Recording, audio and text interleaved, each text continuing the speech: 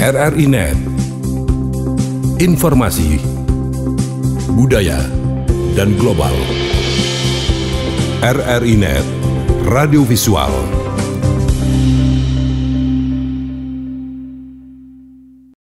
Selamat malam sahabat budaya. Kami hadir kembali menyapa Anda dalam obrolan budaya. Dan malam hari ini, Farida akan mengajak Anda semua untuk berkunjung ke ujung paling timur Sumeneb. Kurang lebih kita akan menempuh sekitar 1 jam perjalanan untuk ke tempat ini.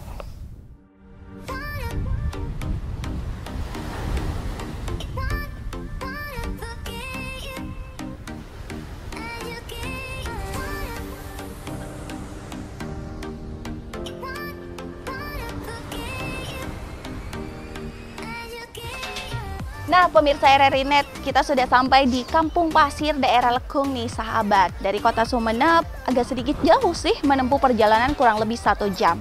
Yuk kita ikuti perjalanan kita.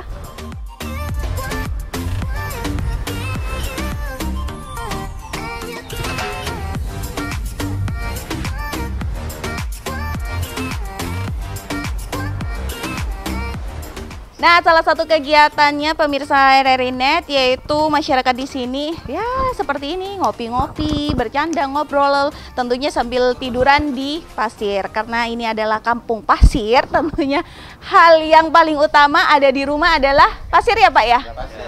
Iya. Nah, kalau seperti ini gimana Pak? Sambil ngapain nih sore-sore begini? Ya santai aja lah.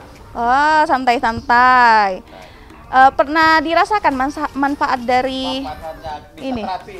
Bisa terapi? Nah, mau ngaronyo. Apanya ngaronyo langsung krematik. Kalau direndam bisa sembuh. Oh, kalau kayak tidur di pasir ini, kalau ada penyakit-penyakit rematik itu melunturkan asam urat gitu. Wah, enak ya. Berasa kita ada di pantai seperti ini. Nanti kita ke tempat-tempat selanjutnya. Terima kasih Bapak-bapak. Manusia pasir itu sebutan untuk masyarakat yang tinggal di Desa Depente, Kecamatan Batang-Batang, Kabupaten Sumeneb. Ya, karena manusianya disebut manusia pasir, maka tentu saja kampungnya pun kita sebut dengan kampung pasir. Masyarakat di sini, mereka terbiasa beristirahat ataupun tidur beralaskan pasir dan sangat terkenal dengan istilah kasur pasir. Sahabat budaya, hampir semua warga yang ada di kampung pasir ini memiliki suatu kamar khusus yang di dalamnya berisi pasir yang kita sebut dengan kasur pasir. Itu bukan berarti mereka tidak memiliki kasur yang terbuat dari kapuk ataupun kasur-kasur modern lainnya. Tapi kebiasaan untuk menggunakan kasur pasir ini sudah melekat dalam diri masyarakat Depente ini. Nah, kali ini Farida akan ngobrol tentang manusia pasir, kampung pasir, dan juga kasur pasir ini bersama salah satu tokoh masyarakat di kampung pasir ini, yakni Farida sudah bersama dengan Bapak Haji Busadi Nestos. Selamat malam Pak. Selamat malam. Wah, bagaimana? Sehat? Kabar? Alhamdulillah, berkat doa Ibu dan berkat seluruh kru yang sudah mendoakan kami bisa ketemu dengan Ibu bersama. Mudah-mudahan hal ini tetap Allah memberi perlindungan kepada kita semua. Amin, amin. Tentunya bukan waktu yang sebentar ya, sudah berada di desa ini ya Pak ya, malah dari lahir begitu ya Pak? Lahir ya, lahir saya Bu, yaitu tahun 1949. Kalau dikalkulasi insya Allah sudah 71 tahun. Wow, dan kasur pasir sudah ada sejak itu? Sebelum saya lahir sudah ada. Oh, barangkali Pak Busadi ini tahu ya Pak, bagaimana sih awalnya gitu?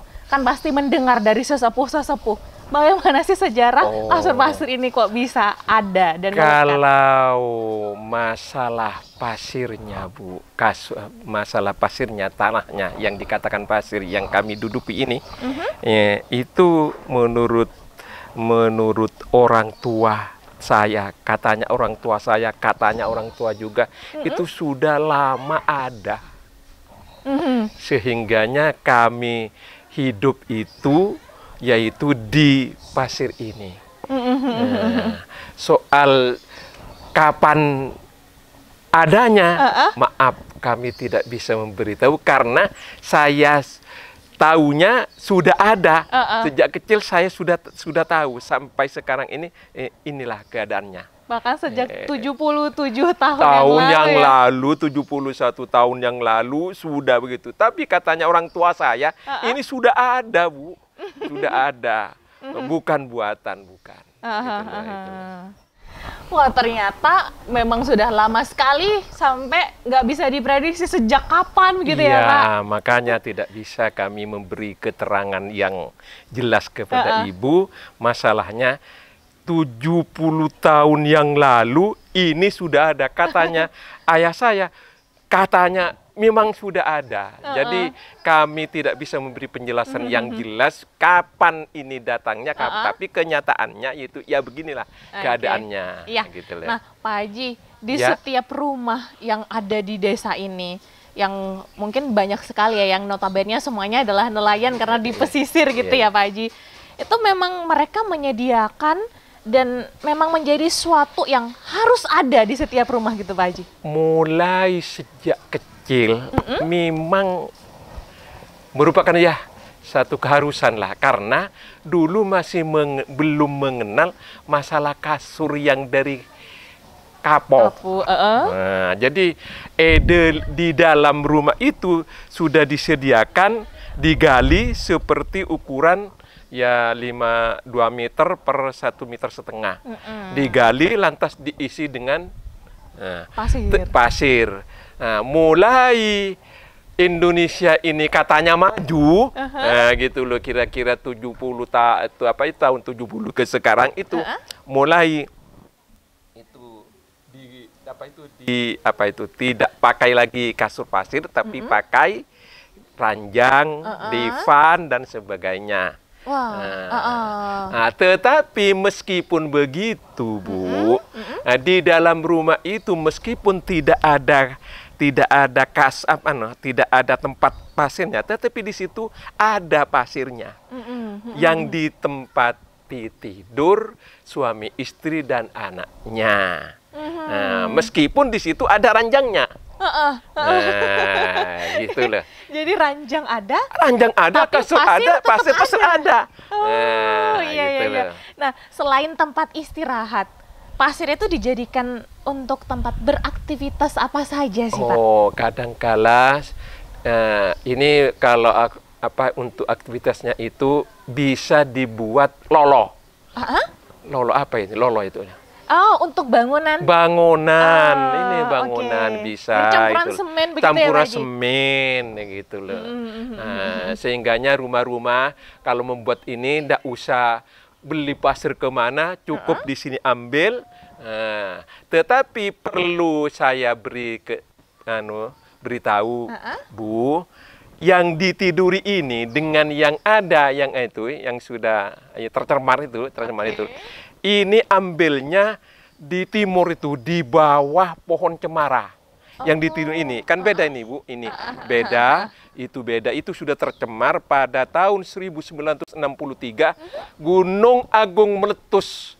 Nah, debunya sampai sekarang, sampai ada di sini, sampai ke genting-genting, ya, lantas bercampur dengan tanah. Dulunya seperti ini, agar supaya kami dapat tidur yang ini, itu mengambil di timur, di bawah pohon cemara. Yang tidak tercemar lah istilahnya ya, Pak Haji ya. Tercemar. Ternyata salah satu manfaatnya kita gunakan sebagai bahan bangunan. Gitu. Nah, sahabat budaya, ternyata tradisi untuk tidur di atas kasur pasir sudah terjadi sejak nenek moyang mereka. Bahkan persalinannya pun dilakukan di atas kasur pasir. Lantas, bagaimana kita menelaah tradisi kasur pasir ini dari segi kesehatan? Saya akan kembali setelah ini. Sahabat budaya, pasir di Desa Tebente tentunya bukan sembarang pasir. Pasir ini banyak manfaat. Bukan hanya untuk tempat tidur sebagai tempat tidur, tapi banyak manfaat lainnya yang bisa dirasakan. Bisa berkumpul dengan masyarakat di sini, sambil candaria, sambil nyanyi-nyanyi seperti yang Ibu lakukan. Dan seperti yang sahabat budaya lihat, pasir ini sedang mengalami pengayakan atau erat bahasa Maduranya. Jadi pengayakan ini untuk memfilter atau membuang sampah-sampah yang ada di pasir ini. Lanjut, Bu.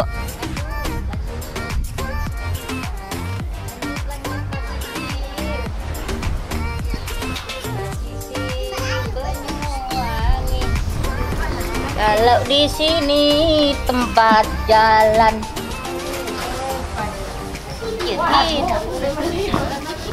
Belajar di Pro2 Guru Keliling. Pandemi COVID-19 hingga saat ini masih menjadi kewaspadaan bersama, membuat kita membatasi aktivitas termasuk sekolah. Namun, belajar mengajar terus diupayakan terselenggara, sehingga siswa tetap bisa belajar. Tak terkecuali siswa berkebutuhan khusus. Kamu bisa belajar. Guru Keliling, program inisiasi RRI bersama sekolah, di mana guru mendatangi siswanya di rumah selama pandemi COVID-19. Prioritas program ini untuk siswa-siswi berkebutuhan khusus dari sekolah luar biasa atau SLB yang paling merasakan dampak selama COVID-19 karena kesulitan menerima pembelajaran melalui daring. Semua murid, semua guru. RRI di seluruh Indonesia bekerja sama dengan sekolah di daerahnya serentak melaksanakan program Guru Keliling mulai awal Oktober 2020. Semua guru. Sahabat budaya, tidur di atas pasir ini sudah menjadi tradisi turun-temurun di masyarakat Tebente ini. Dan tentu saja mereka juga bukan tanpa alasan melakukan hal tersebut. Karena ternyata pasir ini katanya memiliki segudang manfaat. Dan kembali kita akan mengobrol dengan Pak Haji nih. Wah, bagaimana nih Pak Haji? Apa saja sih sebenarnya manfaat dari kita tidur dan juga beraktivitas di atas pasir ini, Pak? Begini Bu, sejak lama bahkan sejak dulu kami sudah diberi tahu bahkan itu menjadi suatu kepercayaan bahwa tidur di pasir ini manfaatnya itu adalah biasanya panas jadi adem, dingin. Lantas ada kepercayaan lagi, apabila ada orang yang berniat jahat kepada seseorang, tapi orang itu tidur di pasir, ini seperti jarum terjebur ke tengah laut. Tidak sampai kepada orang itu. Setelah itu, Bu, bahkan orang-orang di sini ini percaya bahwa kalau tidur di pasir ini, yaitu kepercayaannya itu bahwa lahirnya dan matinya, bahkan menurut kepercayaan itu dibuatnya manusia itu dari pasir. Sehingganya di sini ini percaya bahwa pasir ini sangat secara kasat mata ya bisa dibuat bangunan, bisa menolak sihir secara kepercayaan. Lantas bisa ada kepercayaan bahwa kalau manusia itu dibuat daripada pasir, tanah, pulangnya itu ke tanah, matinya ya itulah dibuat di tanah, matinya nanti ke tanah lagi. Ini menurut kepercayaan itu yang menjadi kepercayaan di daerah Tebente ini, Bu. Iya, juga ada sebuah kepercayaan juga atau ungkapan atau kejadian orang-orang yang dari desa Tebente atau dari kampung pasir ini ketika mereka merantau. Oh, begitu. Banyak, Mbak. Banyak, Bu.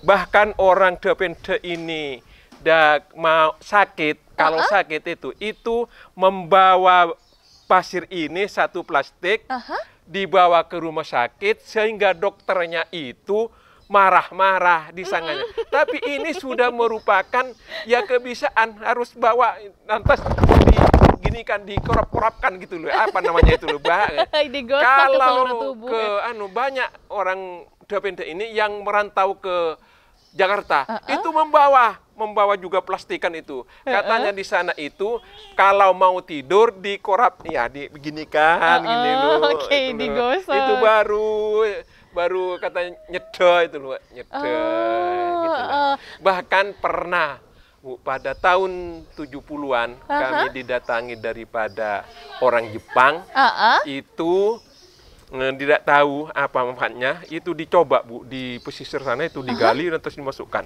Hasilnya saya tidak diberitahu Bu. Tapi gimana Pak katanya, yang memberi ketahuan bahwa ini Pak mengandung suatu katakan semacam obat untuk penyembuhan penyakit. Ya nyongaronyo, rematik, nyongaronyo, pendemaki begini lah Bu, begini. Ininya mana nih? Nah, kalau dari Tasik mare Ongkemajang Bu, Ongkemajang di Tasik itu dari berlayar, dari ikan, terus kenika itu Bu lantas bergulir di tanah, sehingga tanahnya itu badannya itu penuh dengan tanah. Basah karena basah penuh dengan tanah. Tetapi itu merupakan tradisi, katanya seger. Kalau ada borok, kalau dulu sekarang itu sudah banyak kalau borok itu datang ke laut, pinggir laut,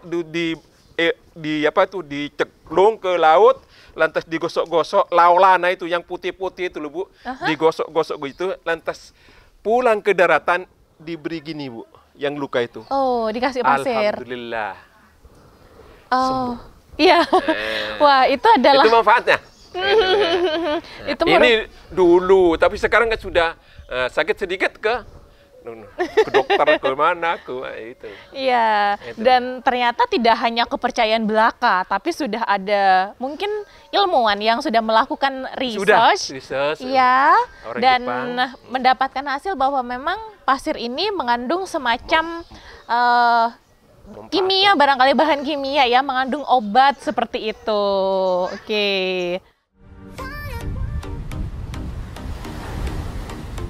Kali ini sahabat budaya, kita sudah berada di kamar salah satu penduduk desa Depende. Ada ranjang yang memang khusus untuk tempat tidur, selayaknya kamar seperti biasa. Tapi masyarakat Depende lebih memilih untuk tidur di pasir. Nah, seperti yang sudah dilihat nih sahabat budaya, tidur beneran kan di pasir. Dan memang beginilah aktivitas yang dilakukan oleh masyarakat Depende. Lebih memilih pasir untuk tidur dan juga untuk melakukan aktivitas-aktivitas lain. Tapi pasir yang ini itu berbeda daripada pasir yang tadi di Ayang. Lebih halus, lebih putih. Mau beristirahat di pasir? Mari ke sini. Secara kepercayaan, warga desa Depende Legung ini, mereka percaya bahwa pasir memiliki segudang manfaat. Di antaranya bisa menyembuhkan rematik, pegal-pegal, dan penyakit lainnya. Warga desa sini menilai bahwa pasir itu merupakan suatu yang sakral untuk tetap dijaga dan dipertahankan. Selain itu, mereka menganggap bahwa tidur di atas pasir akan terasa lebih nyenyak daripada tidur di atas kapuk atau di atas kasur lainnya. Tidak hanya di dalam rumah saja, akan tetapi masyarakat Depende juga menaruh pasir di halaman rumah mereka dan juga tempat-tempat tertentu di dalam rumah. Mereka menjadikan pasir untuk tempat bersantai dan mengobrol bersama keluarga dan tetangga. Pasir yang digunakan pun berbeda. Jadi ketika suasananya panas, maka pasir akan menjadi dingin. Begitupun sebaliknya, ketika suasananya dingin, pasir akan terasa hangat.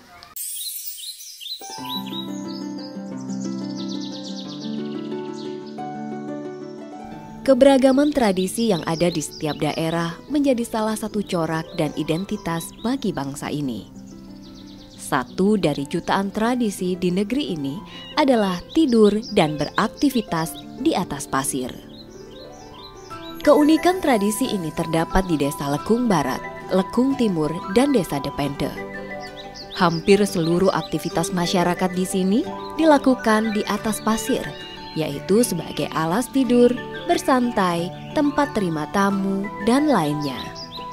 Tak heran mereka dijuluki sebagai manusia pasir.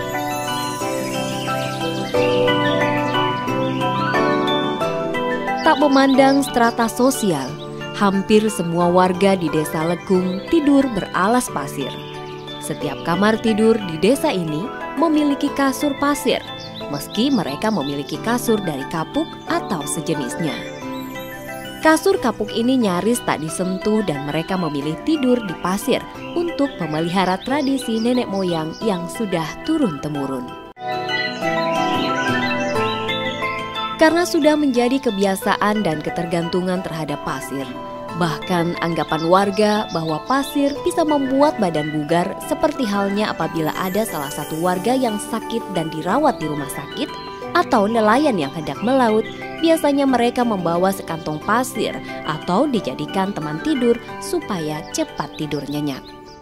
Sahabat budaya, pasir yang digunakan merupakan pasir yang sangat lembut dan juga bersih. Sebelum digunakan, pasir akan diayak terlebih dahulu untuk memastikan tidak ada batu atau benda berbahaya di dalamnya. Kemudian, pasir dijemur agar tidak basah atau lembab. Dan untuk menjaga kebersihan, warga akan mengganti pasir lama selang beberapa waktu dan pasir tersebut akan dijemur secara rutin. Pasir yang digunakan sangat halus dan juga lembut, sehingga saat digunakan untuk bersantai maupun tidur akan memberikan efek sejuk dan juga nyaman. Pasir ini juga tidak lengket maupun menyebabkan gatal, meskipun kulit dalam keadaan basah. Setiap rumah pasti ada ruangan untuk pasir sebagai tempat istirahat maupun sekedar berkumpul bersama keluarga. Hamparan pasir yang dijadikan kasur diberi pembatas berbentuk persegi dari beton ataupun lainnya untuk menghindari pasir bertebaran kemana-mana. Lalu, bagaimana tokoh masyarakat di sini menjaga dan melestarikan tradisi nenek moyang mereka ini? Saya akan kembali sesaat lagi.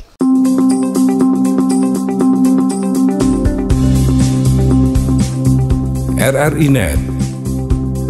Informasi, budaya, dan global. RRI Net, radio visual.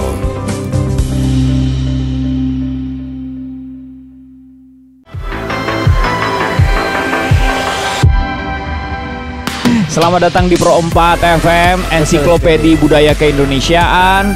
Kalau di acara ini namanya ngaca bareng Yosi dan juga Amo. Betul. Jadi yang mesti kita lakukan ketika kondisi udah begini ya, udah pulang balik lagi kerja menghadapi dunia nyata. Iya. Dengar pedangdut, sahabat-sahabatku semuanya di seluruh dunia. Baiklah, Marli, hari ini kita akan ngebahas apa di rumah Rere? Nah, itu dia tadi bakalan Teteh ajak traktir. Janji ke Teteh belum bisa diwujudkan. Iya. Sekarang jelek tapi miskin. Iya. Jelek tapi miskin. Wah, ngaco lu. Dari Transjakarta ini dalam mendukung Asian Games itu hanya diberikan pada libur nasional ya, dan juga pada setiap akhir pekan. Kita kedatangan Elemen Reunion. Tetapi kali ini mereka kembali lagi dengan single terbarunya. Karena saya berkesempatan untuk bertemu dengan Bapak Jenderal TNI Purnawirawan Agung Gumelar. Tentunya bersama JJ. Dan saya Dede Firdaus dan ada The Rain. Indonesia support for the Palestinian people struggle for gaining their independence. Lagu Suling Bambu udah gak ngetop lagi. Karena udah diganti sama flute. Oh, Suling Bambu udah gak ada sekarang. Oh, flute.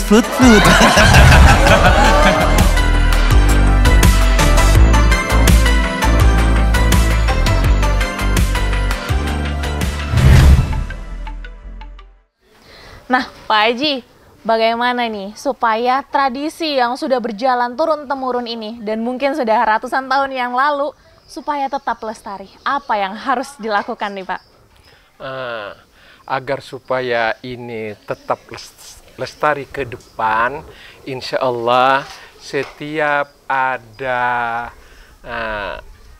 kumpul-kumpul di mana itu anak-anak muda itu diberi keterangan bahwa ini merupakan suatu budaya yang harus dijaga bersama, jangan sampai habis. Tetapi Mbak, saya khawatir karena zaman ini berubah, kadangkala ada pembangunan itu biasanya itu masyarakat sekarang itu kan mengikuti zaman, sehingganya hal ini mohon dengan hormat ikut campurnya pemerintah agar supaya diadakan semacam semacam tempat yang khusus seperti di daerah-daerah lain akan dijadikan wisata, sehingga umpamanya sekarang ada tempat khusus yang tidak boleh diambil pasirnya, diambil apanya itu. Tapi kalau kami masyarakat itu tidak mungkin akan terjadi itu tanpa campur tangan daripada pemerintah. Satu bukti umpamanya dari Kabupaten Sumeneb ada semacam PP supaya di daerah ini tidak boleh ada pengambilan pasir, tidak boleh perusakan tradisional, tidak boleh. Sehingganya masyarakat itu bisa akan merantau. Tapi kalau ini tidak ada campur tangan daripada pemerintah, Bu, insya Allah itu akan musnah ikut zaman. Jadi sinergitas ya Pak antara masyarakat dan juga pemerintah. Nah sekarang untuk generasi mudanya nih yang barangkali mereka banyak yang merantau, sudah banyak yang lupa juga. Dengan itu Mbak, sesungguhnya anak muda atau pemuda-pemuda perempuannya itu yang merantau itu dengan membawa pasir ke daerah rantau itu semacam